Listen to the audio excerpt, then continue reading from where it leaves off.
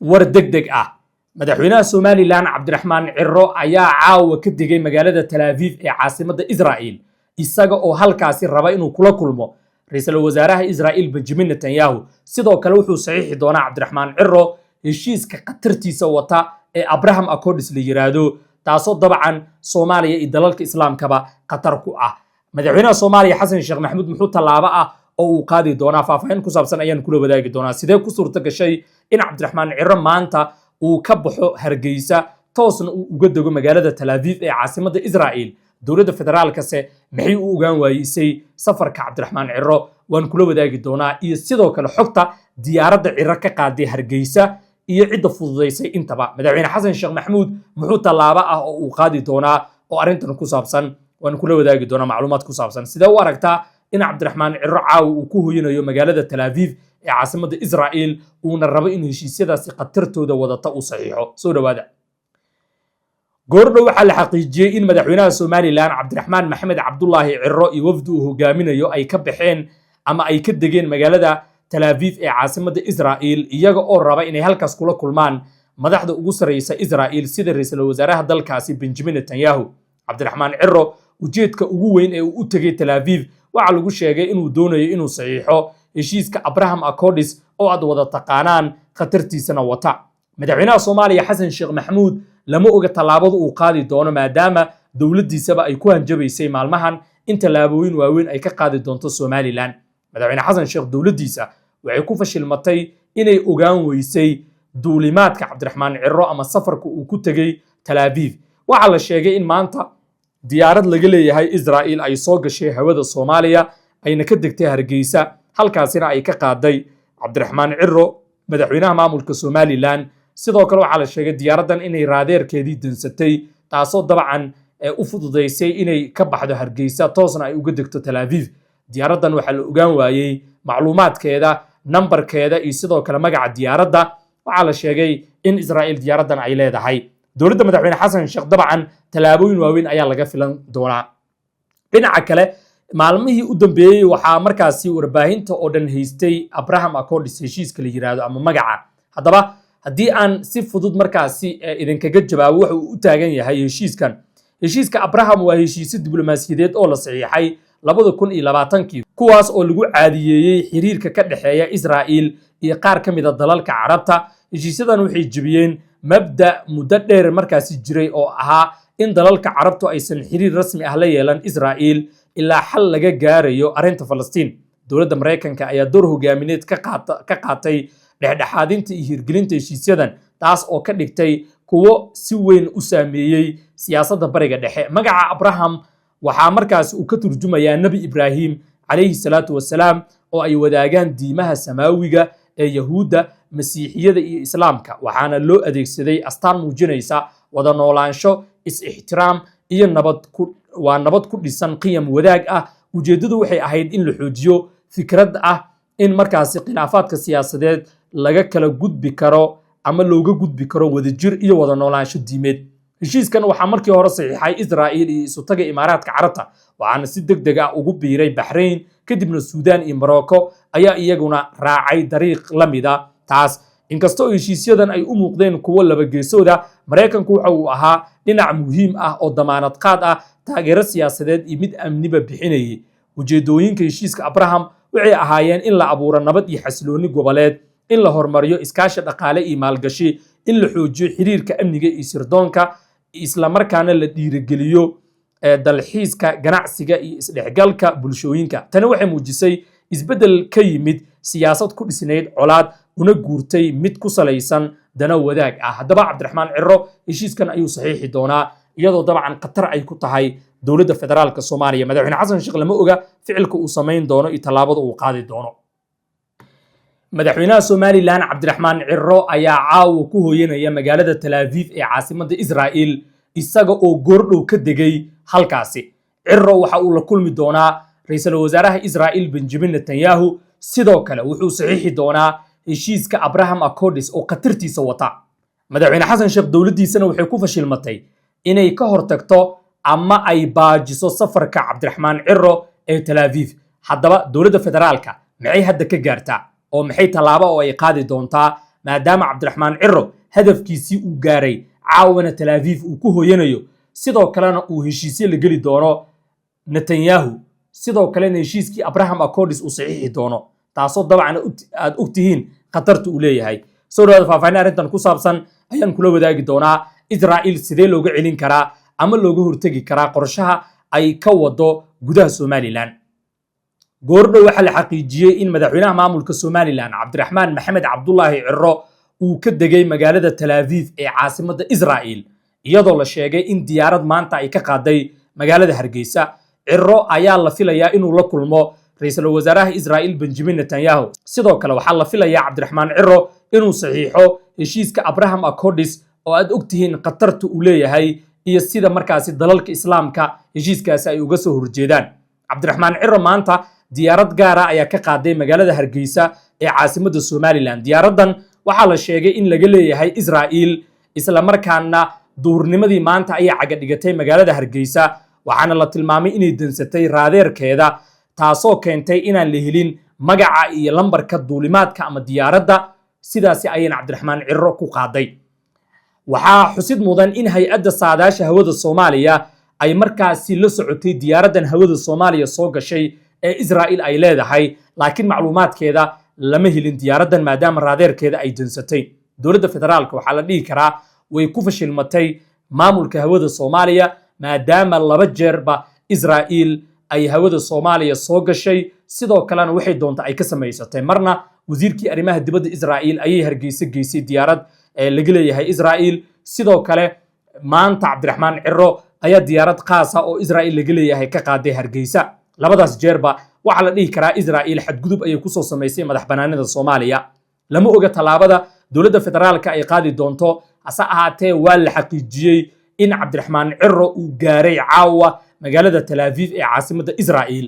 sidaad wada ogtihiin heshiisyada ama heshiiska Abraham Accords waa wada taqaaniin waa heshiis qatartiisa wata oo ogolaanaya in markaasi Falastiin ama dan kasta oo Israa'iil u adeegaysa in markaasi lagu taageero oo wadamada saxiixayba kama soo horjeesan karaan heshiiskan waxa la saxiixay 2020 waxaana markaasi garwadeen ka ahaa madaxweynaha Mareykanka Donald Trump waqtigaasi Cabdiraxmaan Cirro hadafkiisa ugu weyn ee uu u tagay Israa'iil waa inuu heshiiskaasi saxiixo sidoo kale Israa'iil iyo Somalilandba ay kala saxiixdaan sidoo kale safaarado in ay ka kala furtaan labada dhinac iyo in xiriir diblomaasiyadeed dhinacyadan ay sameystaan dowladda federaalkana indhaha ay ka daawanaysaa lamana oga madaxweyne Xasan Sheekh talaabada uu qaadi doono oo arrintan ku saabsan Somaliland dabcan wada qaldan ay ku sii socotaa oo markan xadkii ama qadka casaaw ay ku gudubtay madaxweyne Xasan Sheekhna waxa la gudboon inuu tallaabooyin waaweyn uu qaado si uu madaxbanaanida Soomaaliya u difaaco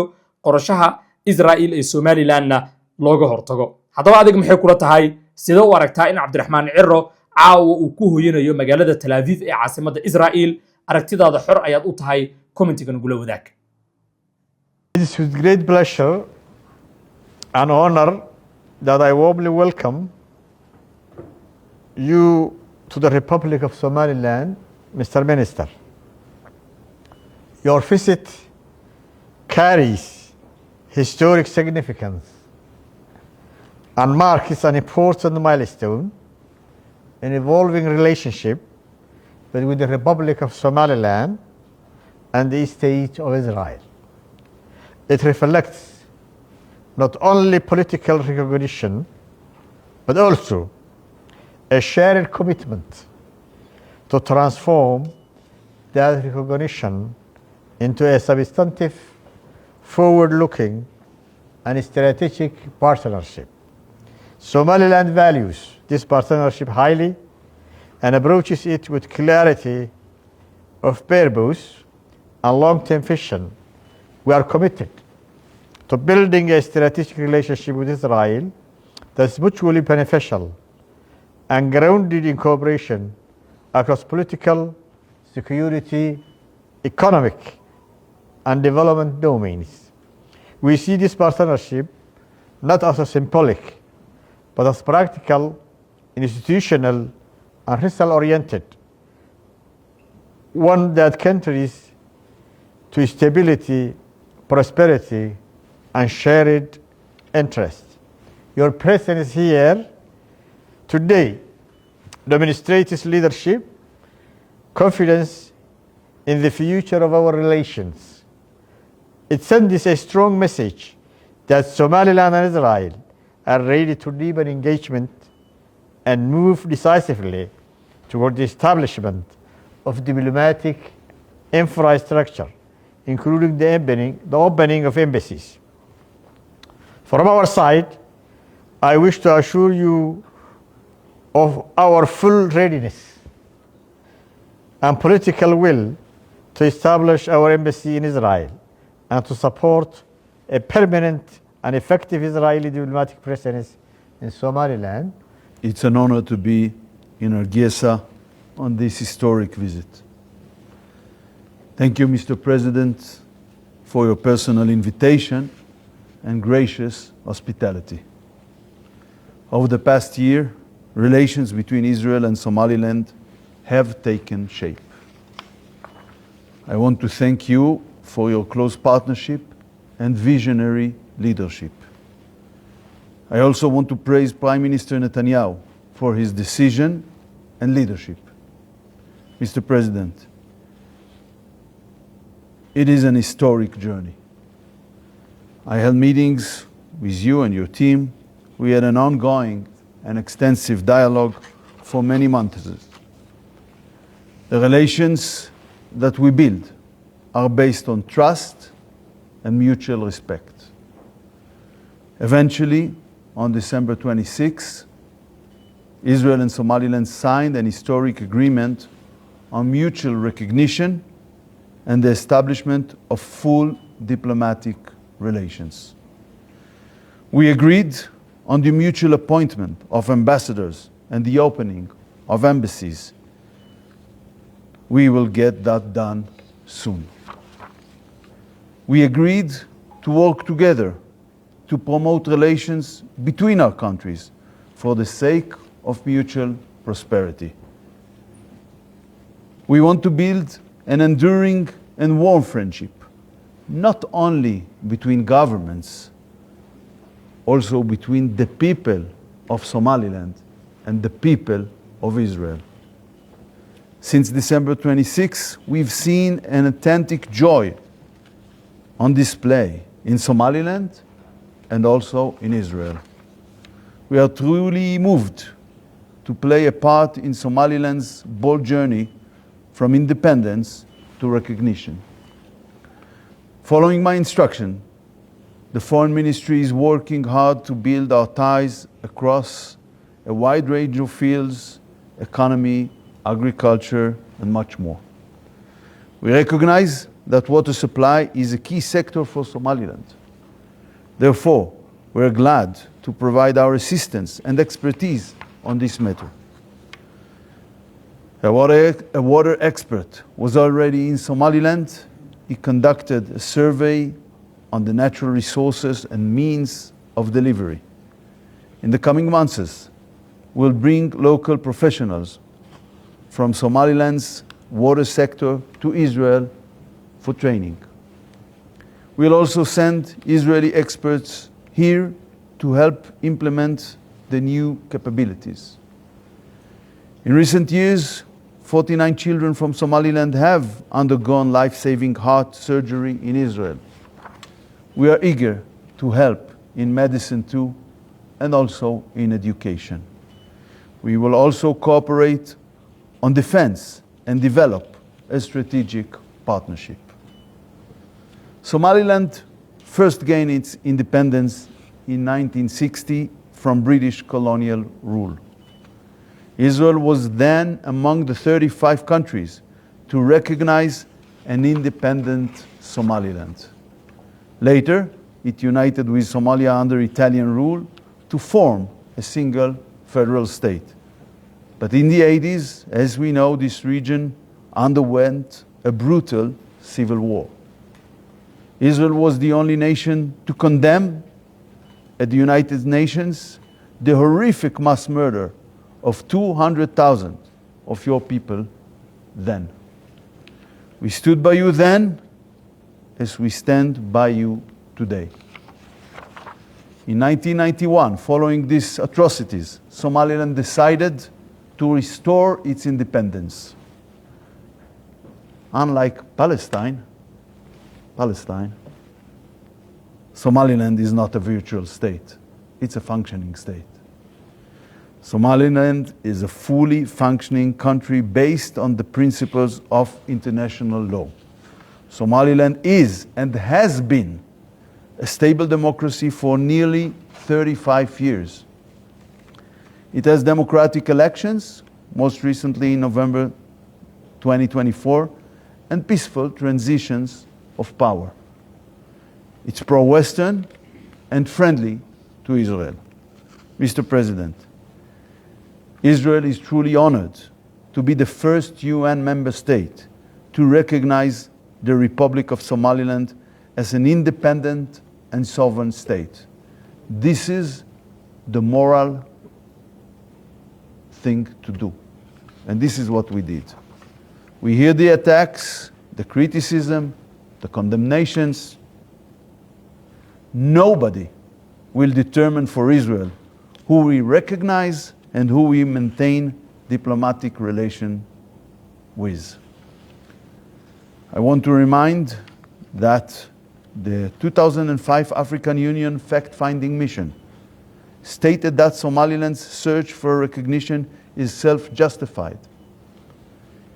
It listed Somaliland's constitution, defined borders and democratic character. We recognize the simple truth and the existing reality. We hope to see other nations soon follow suit. An independent Somaliland rightfully deserves its place among the nations. I welcome Somaliland's intention to join the Abraham Accords. This is a natural connection between democratic countries, both in challenging regions. Mr. President, in our meeting, I restated Prime Minister Netanyahu's invitation for you to come on a state visit to Israel. We hope to welcome you to Jerusalem very soon. In the words of Somaliland's national anthem, may your nation live in eternal peace. May these historic days and moments be the beginning of a close friendship between our nations for many years to come. God bless Somaliland. God bless Israel. Thank you. Mr. Foreign Minister, I thank you very much. I declare that I have accepted the invitation of the Prime Minister. And the details will come through the diplomatic channels. Also, I'm glad to say, I'm proud to say, I'm not shy of saying it, that we will open our embassies in Israel.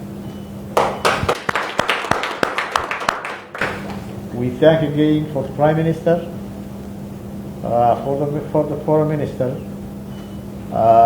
for signing the declaration. And we, today, as I said, is a different day. It's a historical day. We will put in our calendars. For you, Mr. Minister, as the first, from the first minister from a member of the United Nations who came to Hargeisa for the first time, and Somaliland is a recognized country. I'm sure that if we made it public, you're coming to Hargeisa to visit, you will have met more than 2 million people in the history of Hargeisa. But maybe the next time we will do that. I tell the security this is what will happen next time. So you should get prepared for that. Thank you. Thank you. Thank you. Thank you so much. Thank you.